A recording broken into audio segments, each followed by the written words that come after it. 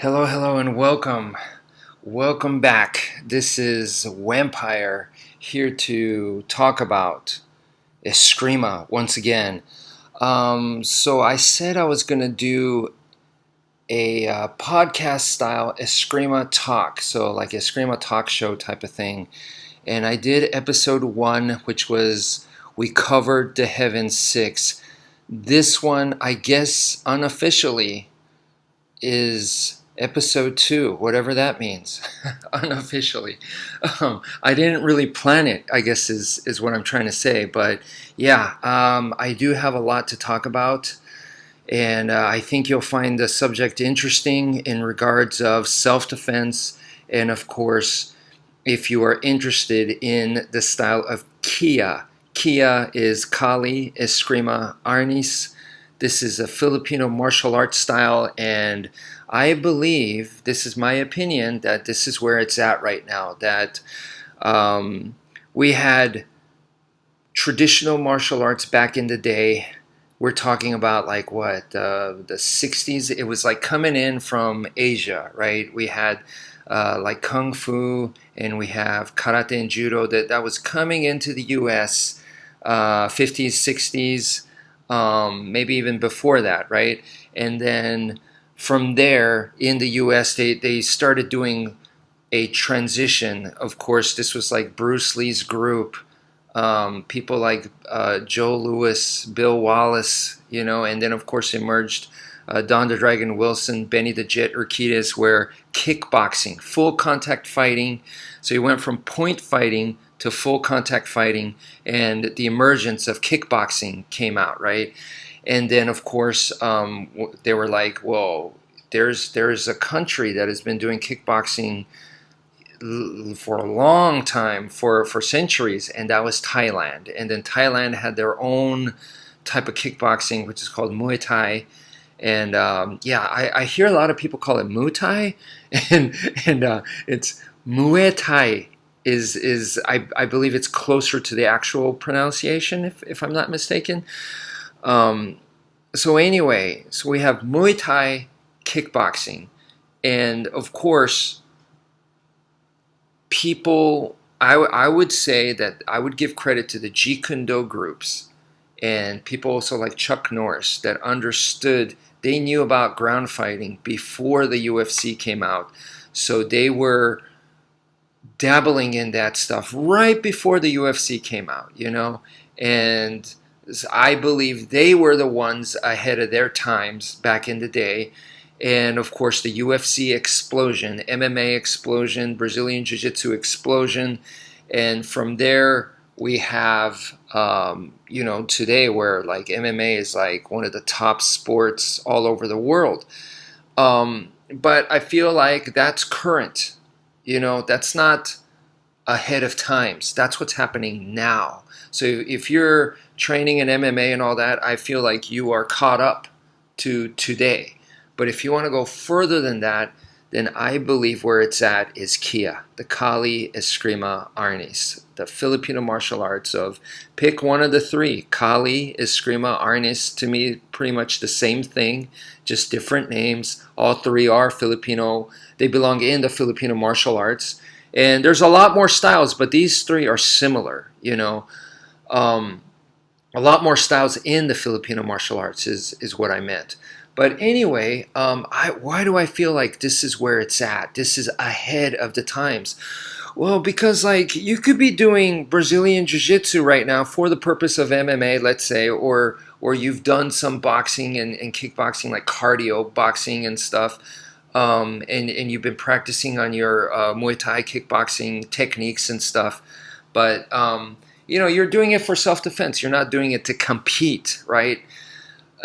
So you're not going to jump into a MMA cage and fight somebody, all right? I get it, because that's what was important to me. It's not the competition, not the sport aspect, but the self-defense aspect. And so you're doing that, and then, you're in a street situation, and you can tell yourself, hey, if it came down to it, I could always bring this down to this guy to the ground, and they're going to be in my laboratory. They have no idea. A lot of times now, people today are a lot more caught up But still, unless you've been doing Brazilian Jiu-Jitsu for quite some time, you're just not going to have the technical capability to keep up with someone if it's your same size and weight. Roughly those things the same, but because if not, then you're going to need size and strength to your advantage, because technically you're not going to be able to speak the language, right? Okay, so yeah, but in the street we also have in the mind that it's like, well, what if his buddies jump in? What if weapons are involved? And rolling around on the asphalt, on the concrete, it's not the same. And there's going to be strikes happening too. So you always have that to deal with, And that's one of the keys. When a weapon comes in, it's like no matter how much BJJ training you have, you pretty much have to respect the weapon. The weapon is a game changer. So that's why Kali Escrima Arnis, in which we train with weapons all the time, not just any weapon. We're talking about the most fundamental weapon ever. Probably the first weapon introduced to humans was some kind of club, some kind of stick, some kind of big, strong, durable branch, that is probably what we had, and we use that. And then you get a little bit creative and you start adding spikes to it, or you sharpen it up, and then you put it into the fire and make it black and make it harder.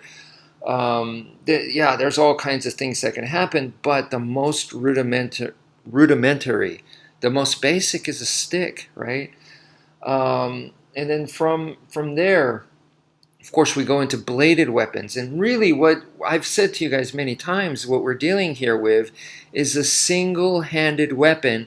As far as single-handed weapons go, the longest that you could have for a single-handed weapon and still be able to yield it pretty well is probably the size of an eskrima stick.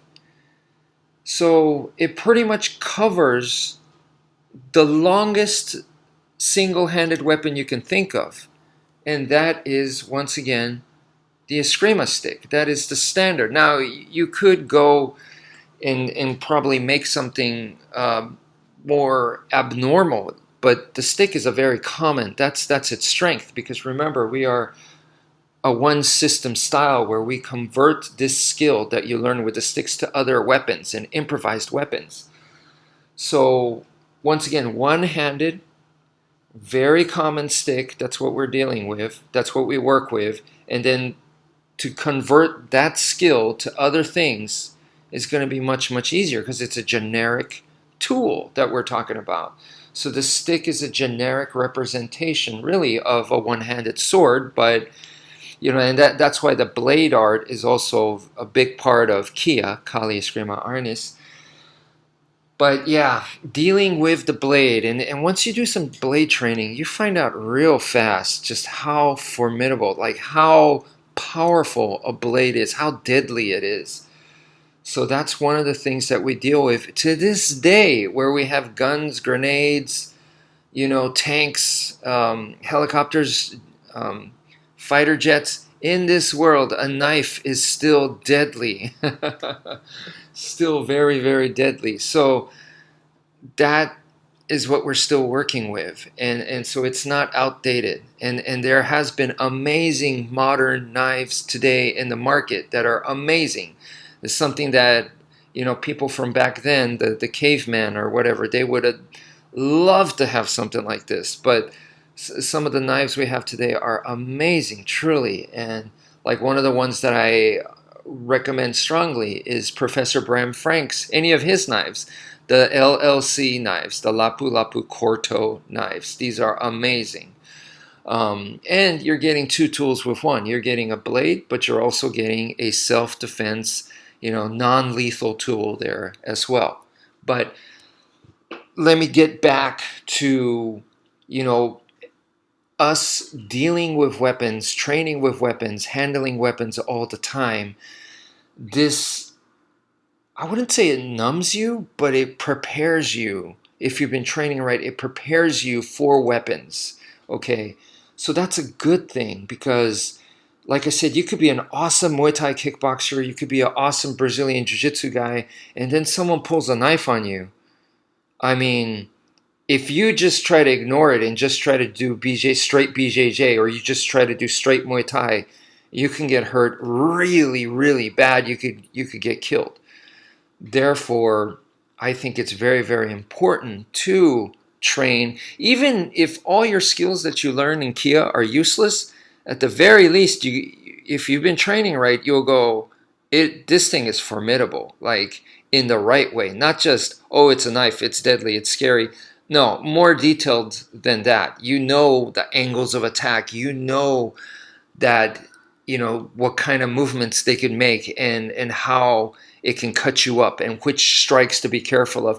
Hopefully you learn that much. But yeah, that to me is huge. Okay, so that's why I really feel like it is ahead of the times. And then people will tell you, like self-defense instructors will say, like, oh well, if someone pulls out a knife, there's nothing you could do about it. This is where I think that's a person that doesn't know this style. They don't know Kia properly. They never trained in Kia correctly or fully, so that's why they come to that conclusion. If you do Kia correctly and fully, then you will learn how to defend against the knife. You will have answers for a knife attack or weapon attack. And I'm not saying it's foolproof, but just like someone who learns grappling, they are not foolproof against a bigger, stronger person that doesn't know jiu-jitsu. There's a chance they could still get thrown around and they could lose, but chances of that happening are pretty slim. So this is the same thing with Kia. If you've been training with weapons, it's really going to help you out against weapons. Your understanding is going to increase tremendously. All right, so once again, I feel like this is where it's at. And the training is fun. The jiu-jitsu training, Brazilian jiu-jitsu, wrestling training, Muay Thai kickboxing training, it is so hard. Boxing training, so difficult. It's. I'm not saying that it's bad. It is amazing, and that's why those guys are amazing fighters and they're amazing athletes, and they are on top of the food chain. I'll say it again. They are on top of the food chain. There's no better fighter than an MMA fighter. No better, grappler than judo guys, sambo guys, wrestlers, BJJ guys. Because they compete. They spar full contact in their within their rule sets, but they're going up against another human being fully that's trying to attack them and hurt them. Same with Muay Thai kickboxing, Western boxing, all that stuff. Full contact karate, all of that. It is. They are the best fighters on the planet. Why? Because of their training, because of how much they spar and stuff. But not everybody can do that. And I've said this time and time again. And even if you could do it, like I was able to do it for a little bit, but do I want to do it now? My body is so important to me. And as you get older, you're going to see that it's your body's the temple. As you get older, all the stuff where you didn't take care of, or you thought you were taking care of it and you weren't, it's all going to start coming out. So you really, really got to take care of it, because if not, you're not going to live a happy life. You're going to be suffering big time. You're going to have chronic illnesses. You're going to have diseases. You're going to be getting sick and all that. And I already did that as a kid. So, it's, why would I go spar hard and hurt myself? It doesn't make sense. Anyway, the training for Kali Escrima Arnis Kia is so fun. And then on top of that, we have like cool weapons that we are training with. So, we're going to train with knives and stuff. Get yourself a tactical knife. Get yourself a tactical flashlight, tactical pen. Get yourself pepper spray, and try these things out. It's really, to me, that's fun. That is fun stuff. So, all that being said, yes, I do believe it is. This is ahead of times, but you have to put it together with some sort of MMA. Okay, Kali Escrima Arnis provides. It'll provide the traditional, and then if you start training with, like I said, pepper spray and stuff like that, like modern day stuff, modern day tactical knives and stuff, it'll provide the tactical venue as well. Okay, you're still going to have to go out and research, talk to lawyers, talk to police officers and stuff, get a good idea, watch videos of actual street altercations, muggings, that kind of stuff, and study that stuff. But it will provide, it'll start to, if you start thinking about how can I train more realistically, the tactical side should be there for you. Okay, it's martial art, you got to get creative, and it is something that you have to build upon. It's a craft, just like artists, they practice, and their art starts evolving. That's the same thing that you got to do with martial arts. But then the sports side a lot of times is lacking with Kia. So you're going to have to augment that. And for me, I put in MMA in there, and I had a little bit of MMA training. Now, yes, there is a sport aspect to Kia. That's where we can armor up and go head to head with someone who also has a stick, and you stick fight, right? And now there's some also some crazier people that want to risk it more, and they will go with less and less protective gear. Sometimes it's zero protective gear, but that's all the risk that you guys are taking. But anyway, there is a sport aspect to it as well. There are some competition. It's not as widespread as MMA, but there is some competition that you can find. And if you get creative, why not try some HEMA too? Bring in your Filipino martial arts into HEMA, which is historical European martial arts.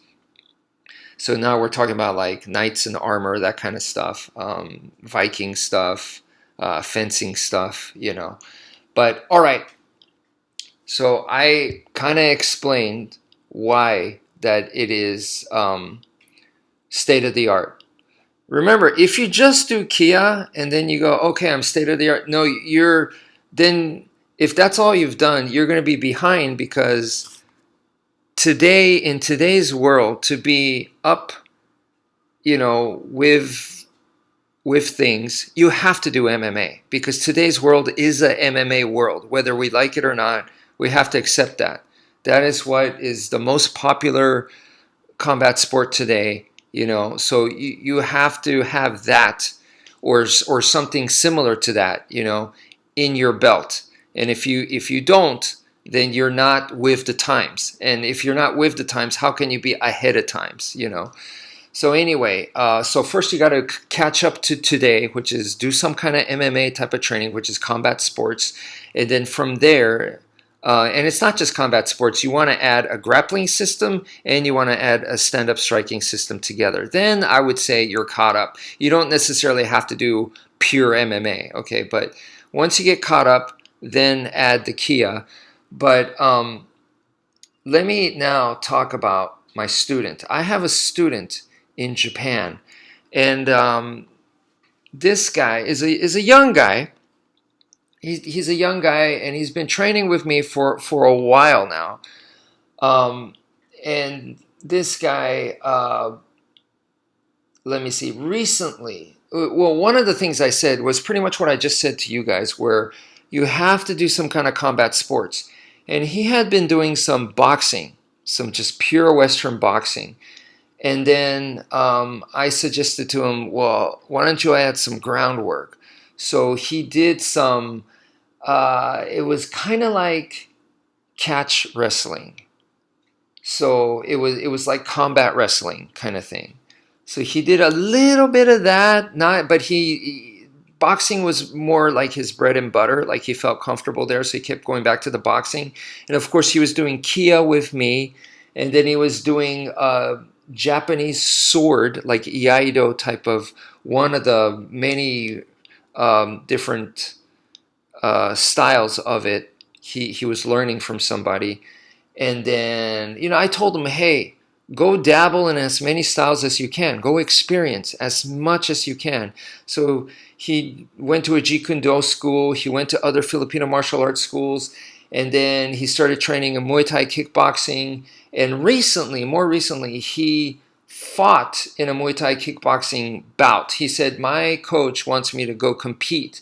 And I strongly advised him against it. I said, I don't think it's a good idea. I don't recommend it, but if you're going to, it's your life, I'm not going to, I can only give suggestions. So I told him, I don't think it's worth it. But if you are going to do it, right, I said, hey, I'm here for you. I wish you the best. Any kind of advice you need, don't hesitate to ask. I will be in your corner, so to speak, without being in your corner, because he's in Japan, I'm in the U.S. But I said I'll be in spirit in your corner, right? So I told him that, and then unfortunately he did compete, and his opponent kneed him in the liver and knocked him out. That's what happened. And that, I told him, it was actually a good lesson in a sense that he felt comfortable in the clinch. And in my system, in my Kia, Filipino martial arts, the Wmpyr style, what I teach him is I teach either be in long range or go to close range. Don't fight in medium, don't fight on the ground, okay? Because those are the 4 ranges: long range, medium range, close range, and ground. Close range being also the same as the clinch. So he felt very comfortable in the clinch. He tried to immediately charge into the clinch, and he took a knee. This is a perfect example of somebody that, I see a lot of self-defense instructors teaching all kinds of stuff on YouTube. And if you don't have the proper tools to get into the clinch, and you just try to just run in, you could get killed. So he took a knee to the liver and it knocked him out. This could have been a knife to the body and he could have died.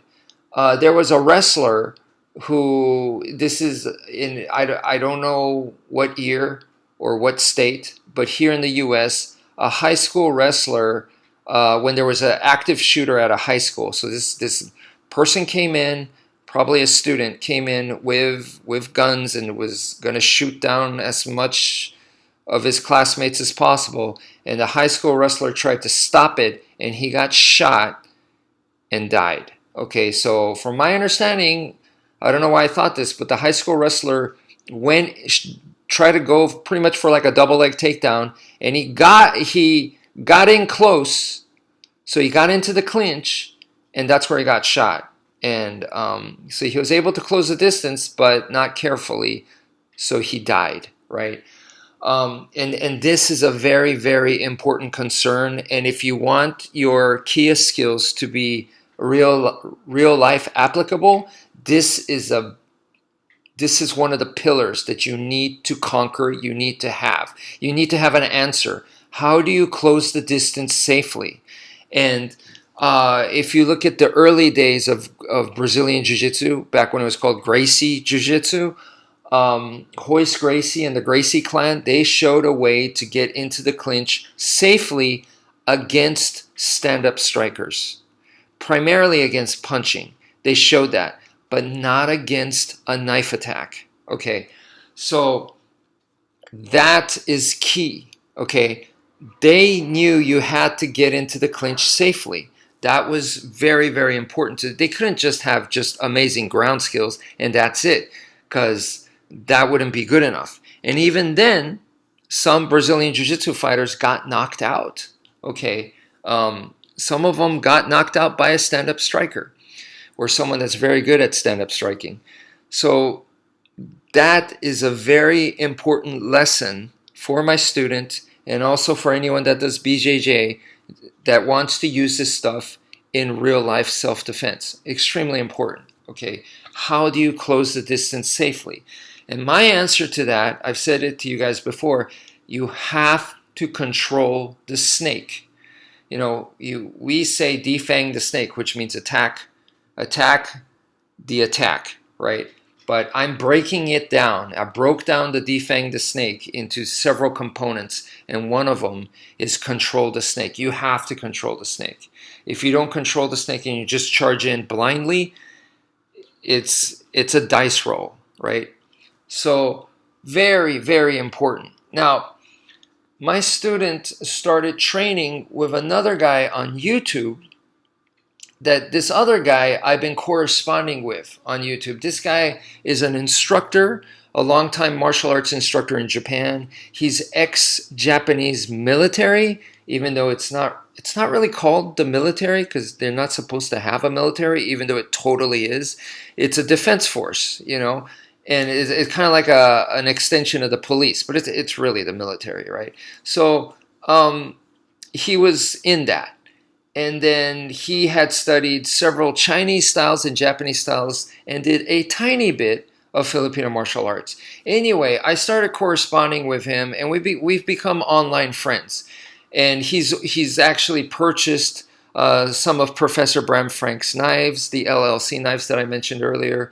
And he's into knives. He's into the Fairbairn method, the Captain Fairbairn from the World War II days, the CQC, close quarters combat. I'm super into that. He's super into that. So, we have a lot of commonality in the martial arts there.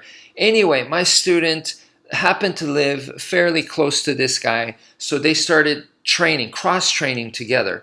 And I was like, that is great. That's awesome. I highly recommend it. You guys, please, keep it up.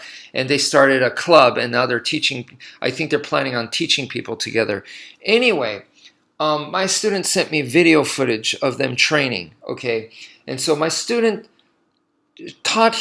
showed him, like they showed each other things, but what my student showed him was the force-to-force block, which is what I strongly, strongly recommend to you guys, where it's a single stick exercise. One person is going to block, so you hold the stick with two hands, and you block. It's called the force-to-force block, and then the other person attacks, right? And so you block using the force-to-force block, and you take turns. And you could, take turns after 5 attacks. So every 5 you switch, or you could switch after every 3, or you could switch after every 1 attack, which is now fast-paced, okay? But it's an excellent partner drill, and you could control the amount of force, and it's not sparring, so it's much, much safer, but you could make it a little bit closer to real life, a little bit closer to sparring, by changing up the attacks. There's controlled chaos that you could put in there. So it's an excellent drill that's safe to do, and it could still be realistic. Okay, not as realistic as full contact sparring, but it's also not as chaotic and way safer. So it's a great, great trade-off. And then you can, once you get the hang of with the single stick, then you can start changing weapons. The attacker could use a training knife. The defender could use a bag. Okay, and that's what I've recommended in real life. The best self-defense tool is a bag. That's what I've been telling you guys. And more specifically, I like a, what do you call it? The belt bag. That's what I like, because it's not so big. It's very convenient to carry. Or if you don't like that, then I'd recommend something like an Indiana Jones type adventure bag. Not something so big to where it's like a laptop bag. That's too big, So I'd recommend something a little bit smaller, more like iPad size. Okay. But like a rucksack, a backpack, to me is a little too big. And plus, if you have stuff in there, now it's going to be, yes, it covers more, but now you're going to lose the agility there. Okay. Between the two, I mean, if you could have a backpack, of course, because it's a bigger shield. That's better, of course, right? So don't get me wrong. It's better in that sense, but when real life usage, meaning this also includes your daily convenience and carry and all that, then of course a belt bag is going to win, you know. So let me put it to you guys this way. It's kind of like a karambit versus a Bowie knife. You know, a Bowie knife in combat is going to win. But for everyday urban carry, like just going to the grocery store, the post office, or the mall or whatever, you're going to be carrying a big old Bowie knife and freaking everyone out. It's no. So then a karambit is much smaller, much more discreet. Of course, it depends on the karambit, but generally speaking, karambits are compact. So a smaller knife like a karambit is going to be the better choice. So this is kind of the same idea here. The belt bag is the better choice for real life. Now, if I could have a huge Viking shield, of course, that's the best. But, you know, it's clunky, it's massive.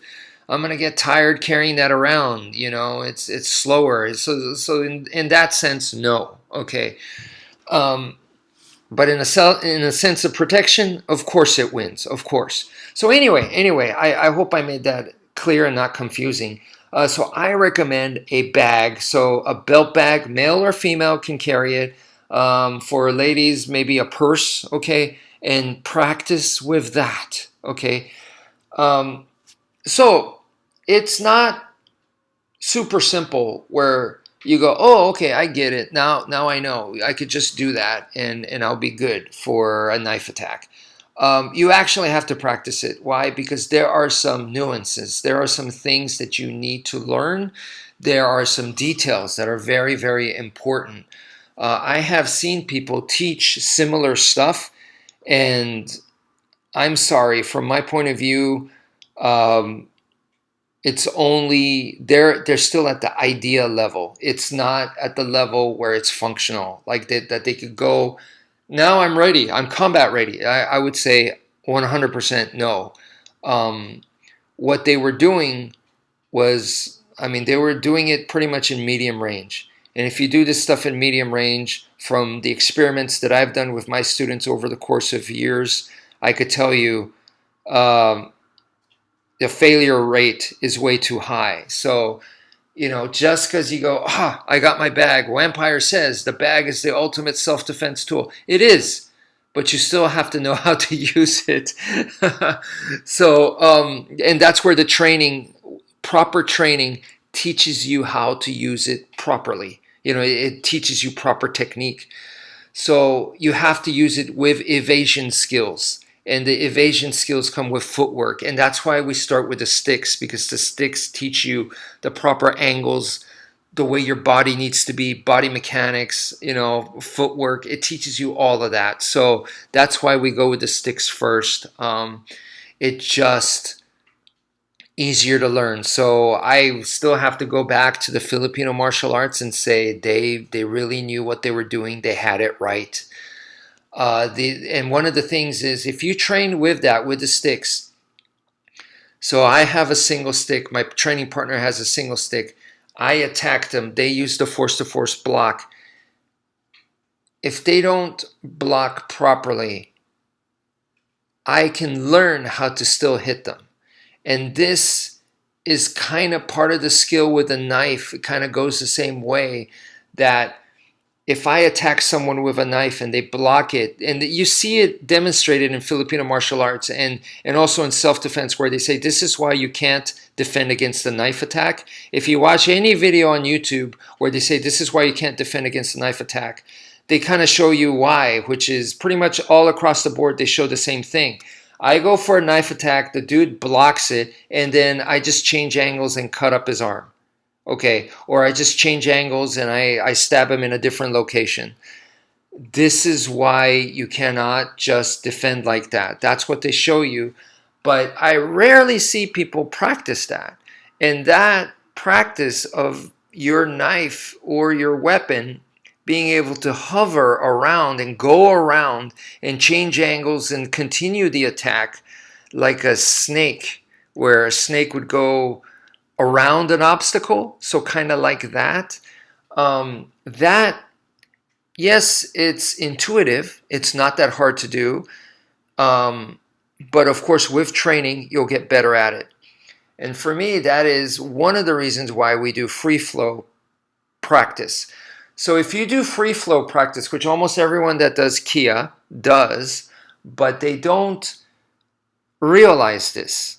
So when you're doing free flow practice, if you tell yourself, hey, what I'm really learning here, or one of the things I'm really learning is how to go around my enemy's defense and still attack them. Then you start doing free flow a little bit differently. It's not just to break the patterns, but it's to go around their defense and still connect. Okay, so that's super important. And when my opponent does the force-to-force block, I want to learn how to go around it. I can still attack them. If they defend correctly, they'll be out of range and I won't be able to. So they need to learn that. That has to be learned. That has to be practiced. You can't just go, okay, I understand it. No, you have to feel it and you have to let your body memorize that. It has to go into your muscle memory for sure. So that is one of the things that's super important, and that goes with the traditional forms of Kia. So my training method is a little bit unconventional, but it all comes from conventional means, and I'm not breaking any of the principles, in my opinion. I'm still staying very, very true to Kia. But yeah, so that was one of the things that I saw with my student practicing with the YouTuber guy is when my student, well, both of them, when they were doing the attacks, they were totally vulnerable to a continuing attack. And the force-to-force block done properly is not supposed to be that way. It's supposed to get you out of there. It's supposed to help you survive. So the distancing was all wrong. The angling was not correct. So those are the things that they need to learn through this kind of practice. So, granted, it's the first time he probably showed him. So it's the first time the guy has ever done it. The first step is you just need to memorize. So it's okay. But from there, you have to developing and start doing it better and better and better. Okay. That's very important. And like I said, if you learn how to do this correctly, not only will you be able to have an answer to a knife attack, you're also going to be able to use the knife better. So if they block your knife attack, you'll be able to swim around it, so to speak, better. Or you'll be able to get through their defense. So that's why this is so important, the force-to-force block partner drill. And from there, you learn what I call, which is something called the diamond defense. Why? Because you are creating a diamond shape in front of you, and that's really all you need to protect is the four angles of the diamond. And by diamond, I mean, in cards, you have the club, the spade, the heart, and the diamond. That diamond shape. Okay, that's what I'm talking about. It's made up of four sides. So you're putting that in front of you, and you're using those four sides to protect you from any incoming attack. So that's one of the things that I noticed. The other thing was so the YouTuber guy was showing my student a variation of the Heaven 6. It's very similar to the variation that I had learned, except on my variation that I had learned was you're doing the Heaven 6, and on number 1, and on number 4, you're swinging the stick behind your head for power. So it's like a power shot. So I believe he called it the Power Heaven 6, something like that, So because you're swinging it around behind your head and then doing the number 1, 2, 3, and then on number 4, swing it behind your head, and then 4, 5, 6, right? So what this YouTuber guy was doing was he was doing it for on number 3 and number 6. So at the end of each half, right? And, if you could do it for those, I mean, you could make all kinds of variations because at the end of the day, the Heaven 6 is like a Lego. You could take it apart, put it back together, change things. You could modify it. Okay, it's just like Lego. And by doing so, I recommend people do that in their training and find variations to the Heaven Six, make up your own, learn how to take it apart and put it back together in a different way.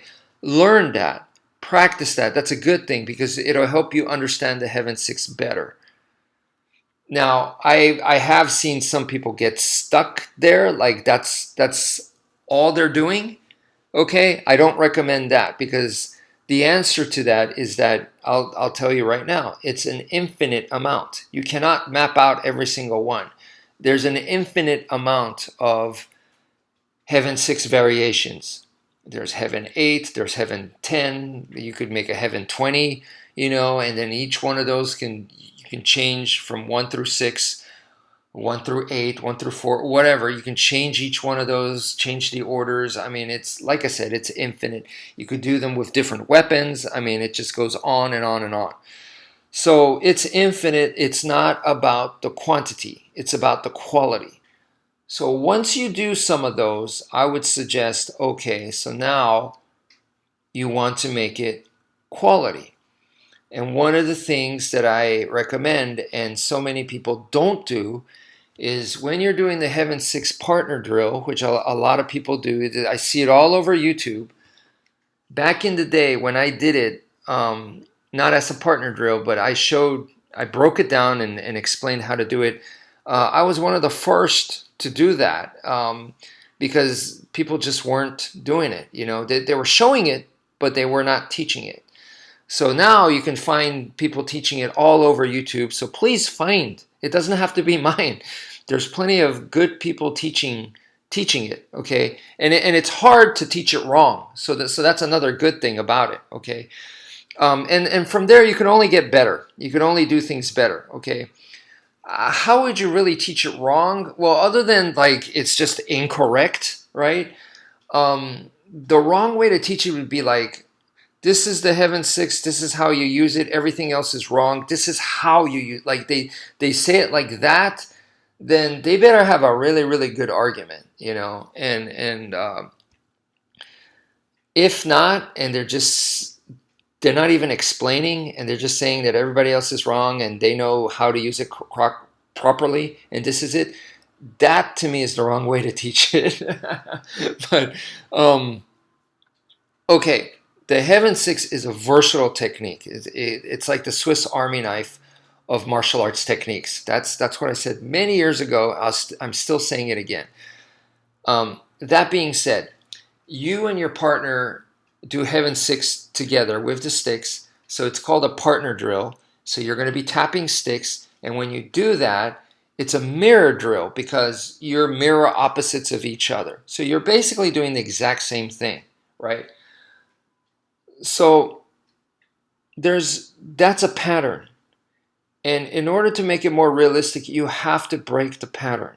Okay? So you're doing the Heaven 6, and then at some point you break off, some person does a stab, and then go back to the Heaven 6 without taking a break. Because you're going to want to. You're going to go, oh, whoa, okay, there's the stab, and then you block it, hopefully, and then immediately go back to the Heaven 6. And now somebody else does a stab or, a different kind of hit that's not part of the Heaven 6. And then immediately go back to the Heaven 6. This kind of exercise teaches you to break out of the form and go right back into it like nothing. And that's what you want to be able to do. You want to be able to break out and instantly invoke the form whenever you need it, and also leave the form whenever you want. Okay, you don't want to go, oh, wait, stop, can we start over? People get in the habit of that. So you want to be able to, like, you're swimming through the Heaven 6. The Heaven 6 comes out whenever you want, and you could leave it whenever you want, and you could make stuff come out of it, and that's called the generator. And so you need to be practicing the Heaven 6 in that way. Key word is the chaos element, is being able to handle chaos. That is what's important about real life, right? Is being able to handle a person's speed, being able to handle a person's power, being able to handle a person's aggression, and also being able to handle chaos, where you don't know what the heck's going to happen next. Are they going to punch you? Are they going to knee you in the balls? Are they going to headbutt you? I have no idea. And being able to deal with that is also an important factor. So training this way, heaven 6, you want to train it that way. Okay. Now, let's see. The other thing I was noticing is that this is the same problem that my student had in his Muay Thai match. Is he tried to close the distance too, how do you call it, too wildly. It wasn't safe. And the same thing is what I noticed with the YouTuber guy and also my student, is they were doing, what were they doing? Were they doing the force to force? Yeah, they were doing the force to force block, and then from there they closed the distance and went into some kind of lock flow type of stuff in close range, because now you're in the clinch. So they went into clinch technique, right? And of course, when you're doing that kind of training, the clinch technique becomes the highlight, and then going into the clinch becomes very, very sloppy. But in real life, going into the clinch is probably more important than the actual clinch technique, because hopefully you'll figure something out and you'll get him in a choke or whatever it is that you're trying to do. You'll if you're determined enough, hopefully you will get it. But if you cannot get in safely, then none of that will matter. It doesn't matter how many awesome stick chokes you know. And by stick choke, I mean using the stick, the eskrima stick, to do a choke. And that, to me, is amazing. If you think a submission, a choke in Brazilian Jiu-Jitsu is powerful, you haven't seen anything compared to a stick choke. Stick choke is way more brutal, way more powerful. It's amazing. So when you start practicing some stick chokes, wow. And it doesn't even have to be with the stick. Now we could start using, like, for example, your keys, okay, your set of keys, and then you do the choke with that. It is so much more powerful. Or, your folding knife. You could use your folding knife closed and then do the choke. So, and closing the distance safely. To me, this is what trapping is supposed to be all about. People think you immobilize their hands so that you could strike them. And the emphasis on hey, I'm getting this free shot. I'm getting superior strikes in. I'm dominating with strikes. That's what I think a lot of people focus on. Why are you able to do it? Because I have trapping. Because I know trapping and my opponent doesn't. That's why I'm able to land my shots and they can't. I am not a big fan of that way of thinking. Okay. The way that I see it is we need to enter safely into the clinch. The trapping does that because I'm trapping their arms so that I could enter into the clinch. I'm jamming their arms. I'm trapping their arms. Okay, I'm controlling their arms. I'm grabbing their wrist. These are all things. Okay, I'm clashing in. Sensei Pedro said, Hima, they call it binding. So weapon to weapon, and then you go into the clinch. And then, of course, if you do binding with the swords, now you have the dagger to finish them off, right? Because the sword neutralizes the other sword. That, to me, is the idea of trapping. That's, to me, the proper definition of trapping. So I'm against a guy, a good boxer. I need to trap his arms so then he can't use those arms against me. If I'm against a fencer, I need to trap his sword so that he cannot use the sword on me, right?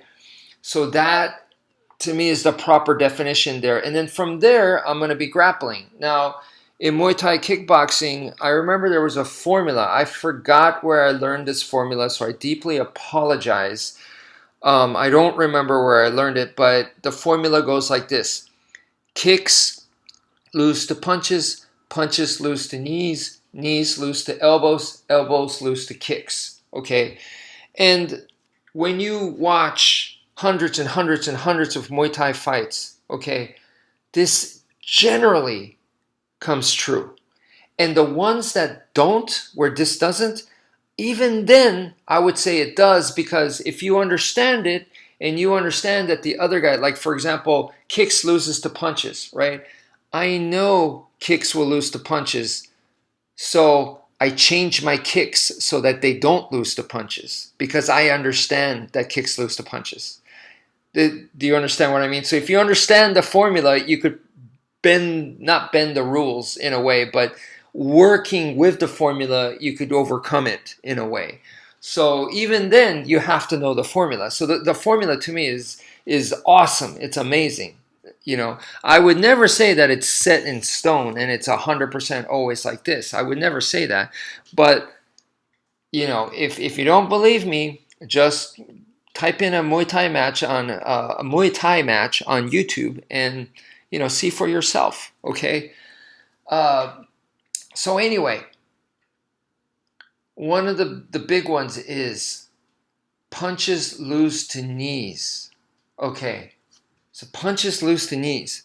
So punches to me can also represent a knife attack, because it's in their hand, and a punch is a hand attack. So in that case, and I think the worst way to do this is to just ignore his hands. Get him in a Muay Thai clinch where you're grabbing the back of his head and pulling him, and start throwing knees. And the other guy could punch you too. And you're trading, and hopefully you'll come out on top. I've seen that, and to me that's not understanding this formula. The formula means, to me, is I could use my hands to jam his hands. So if I grab his wrists, or if I hug his arms, or if I wrap up his arms, just like they do in the boxing clinch, now the guy can't use his arms, right? Of course, I can't use my arms either, but that's why I'm going to knee. So that's why punches will lose to knees,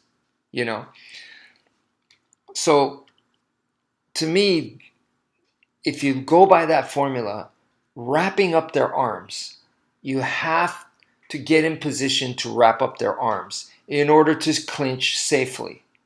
If you ignore the arms, that's where you could get stabbed, that's where you could get shot, that's where you could get knocked out if they have a heavy punch. So to me, that's super, super important, you got to control the hands, right? Control the snake. And so if my student understood that better, I felt like he would have gotten into the clinch better. Not as recklessly as he did, where he charged in and ate a knee to his liver. I think he would have been able to close the distance much safer, and less chance for him to have lost that bout. Okay. So I do feel that is super, super important. So anyway, yeah, this video, or this audio video is like almost an hour now. It's at 53 minutes. So I think this is a pretty good episode 2. So that's it for now. Thank you for listening, and take care, folks.